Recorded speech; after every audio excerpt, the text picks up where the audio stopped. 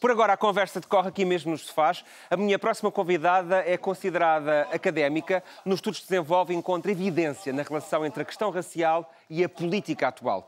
É uma reflexão para fazermos com Mujana Vargas.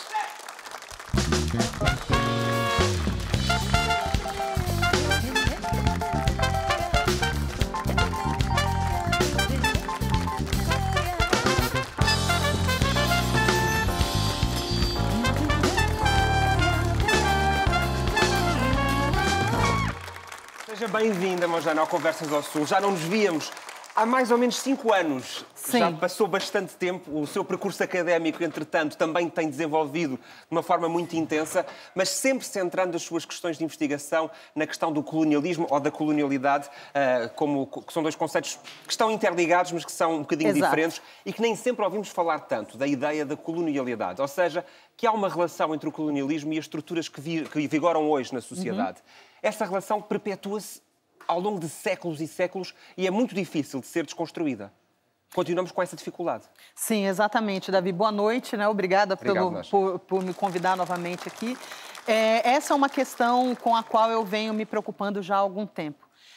A questão é que, quando nós falamos em colonialismo, nós estamos falando no período histórico em que as colonizações na América, na Ásia e na África ocorreram. Quando nós falamos de colonialidade, nós estamos nos referindo a relações assimétricas, a estruturas de poder assimétricas que foram criadas durante a colonização para manter o funcionamento do sistema colonial e que foram se perpetuando ao longo do tempo. Vamos a exemplos concretos, para quem nos estiver a ouvir perceber do que estamos a falar. Em muitos países, nomeadamente nos países cujo império pertenciam ao Império Colonial Britânico, os juízes ainda hoje utilizam perucas brancas e vestes negras.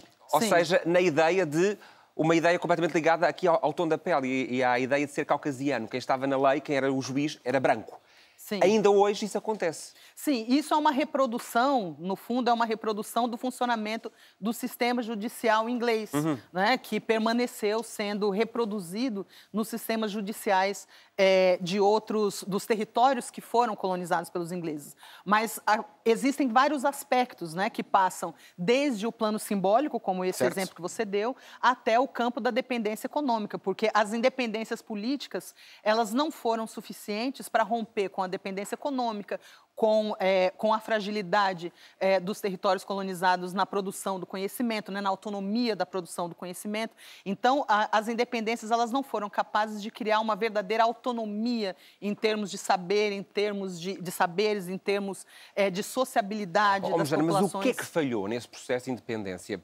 Foi um certo abandono súbito por parte da entidade colona, que de repente liberta os territórios sem lhes deixar as estruturas necessárias para que eles tivessem sucesso económico e social. O que é que falhou nesse processo? Não, elas não deixariam, não foi propriamente uma falha, porque os colonizadores, eles não apenas não deixaram, não é que eles não deixaram porque eles não conseguiram, eles não deixaram porque eles não poderiam deixar estruturas que não existiam antes também. Não, e que favorecessem o desenvolvimento desses territórios, porque toda a lógica de funcionamento do sistema colonial era garantir o atendimento das necessidades dos territórios metropolitanos, né?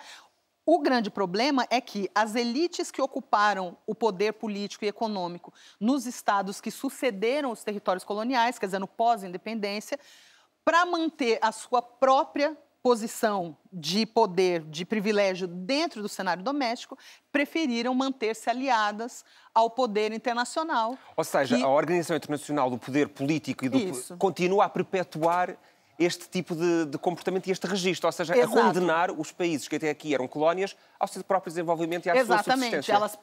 Os países permanecem numa situação de subalternidade no cenário internacional, reproduzindo o que foi o processo de organização das próprias relações interestatais ainda durante o período colonial. Quer dizer, a organização das relações entre os estados metropolitanos, né, entre as metrópoles e os territórios coloniais, era uma relação assimétrica de poder. Ao final dos processos de independência, as elites que passaram a governar os territórios independentes mantiveram a relação de subordinação com a sua própria população nacional para manter-se e mantiveram esse espaço para garantir um posicionamento minimamente privilegiado em relação ao poder internacional. Do ponto de vista da agenda internacional, esta temática hoje tem uma nova centralidade. Recordo, por exemplo, as declarações recentes do secretário-geral da Organização das Nações Unidas, António Guterres, em que apelava para um maior poder da Assembleia Geral face a um Conselho de Segurança pouco representativo da atual dinâmica mundial. Está novamente na discussão pública internacional recentrar os países que até aqui eram periféricos e que eram deixados nessas periferias para manter os outros nessa relação ainda dominante e de colonialidade? Sim, esse é um dos componentes do debate, né? A reforma da estrutura do sistema internacional, ele é um dos componentes mais amplos dentro dessa discussão para se superar uma organização do sistema internacional que remonta ao período da Guerra Fria, que é uma situação historicamente superada. Aliás, onde ainda estávamos a assistir ao início dos movimentos da independência, durante esse período da Guerra Fria. Exatamente. Então, no momento atual, nós temos um cenário completamente diferente daquele em que a ONU foi criada em 45 e que precisa de uma nova reconfiguração, de uma nova configuração para garantir uma maior representatividade dos Estados independentes e das populações. Uma outra vertente desse diálogo são as reparações. Certo. Ou seja, as reparações para as populações, a reparação histórica, o reconhecimento histórico para as populações que foram colonizadas. Essa reparação faz sentido ser financeira e económica? Inclusive, ela não será apenas financeira e econômica, não em todos os casos, mas em muitos casos, mas ela é uma reparação também de caráter simbólico, de caráter histórico. Quer dizer, é preciso haver o reconhecimento da parte dos territórios dos países que foram colonizadores, sobre o papel que eles tiveram sobre a situação atual dos países que foram os antigos territórios colonizados. Embora eles não sejam, como eu já disse, eles não sejam os únicos responsáveis. Né? Nós tivemos uma reprodução dessas relações coloniais que vem até a atualidade. Mas os Estados dominantes, permita-me a expressão, os Estados dominantes, porque têm dominância nessa relação com os Estados que até aqui eram colónias e com os Estados que têm os seus momentos de independência mais recentes, têm a vontade de fazer esse processo histórico? Não, certamente que não. É evidente que alguns estados têm, inclusive, dificuldade de reconhecer até o seu papel na colonização. Quer dizer, esse é o caso, por exemplo, de Portugal.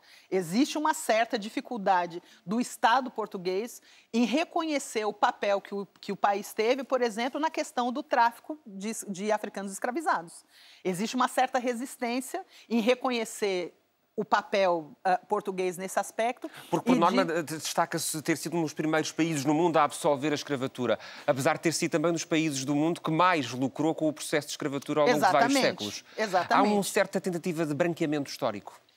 Não, eu não diria branqueamento, porque não se trata propriamente de apagar ou de esconder, mas é a maneira como se interpreta isso. Né? Há uma interpretação dominante de que as ações portuguesas, e não só, isso também existe na França, isso também existe...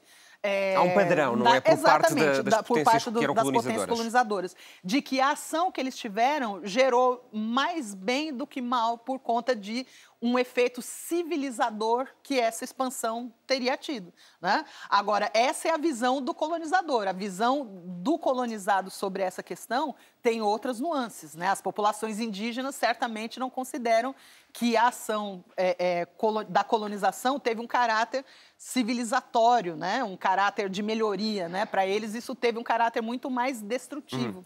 Seguir a recomendação do presidente português, Marcelo Rebelo de Sousa, que ainda há dias falava que o Brasil deveria ter assento no Conselho de Segurança da Organização das Nações Unidas, ajudaria, de alguma forma, a iniciar esse processo, não digo de reparação, mas de recuperação face à geopolítica internacional? Talvez. Acho que é uma condição necessária, não apenas da entrada do Brasil no Conselho de Segurança, mas acho que de outros países. É uma condição necessária, mas não suficiente. Né? A reforma do sistema internacional requer ações muito mais amplas do que simplesmente o ingresso de um ou dois países em um conselho que existe, que já está formatado para uma concentração de poder entre poucos atores. Acho que a gente precisa ir muito além disso, mas é um primeiro passo. A Mojana esteve ainda hoje, esta tarde, a dar uma aula aberta aqui em Lisboa, no ISCTE. Tem novas iniciativas, porque esta é uma temática que atrai cada vez mais a atenção de muita gente que se quer informar, não só do ponto de vista académico, mas de curiosos sobre estas temáticas, vai ter outras iniciativas onde as pessoas possam se deslocar, possam acompanhá-la, na internet, quem sabe? Então, o programa de estudos africanos do Esquité terá outras iniciativas com outras pessoas. O meu espaço de atuação específico é na formação de estudantes de relações internacionais, que eu leciono no curso de relações internacionais para licenciatura. Exatamente. Né? Então, eu tenho projetos específicos sobre essa temática, né? Mas, infelizmente, nós não temos ainda instrumentos de comunicação para dar maior visibilidade. Agora, o meu departamento tem um canal no YouTube, chama-se DR-UFPB, em que nós disponibilizamos um curso que nós fizemos sobre política internacional africana, em que nós discutimos, entre outros temas da política internacional africana, essa problemática da colonialidade. E que vale a pena certamente assistir a um webinar. Fica aqui a ideia, uma Jana Vargas, sim, assim para fazermos um webinar sobre esta temática, porque é extremamente interessante e atual e deve ser debatida. Foi um gosto conversar novamente consigo. O prazer foi meu. Obrigado, Jana, por ter estado esta noite connosco. Muito obrigado.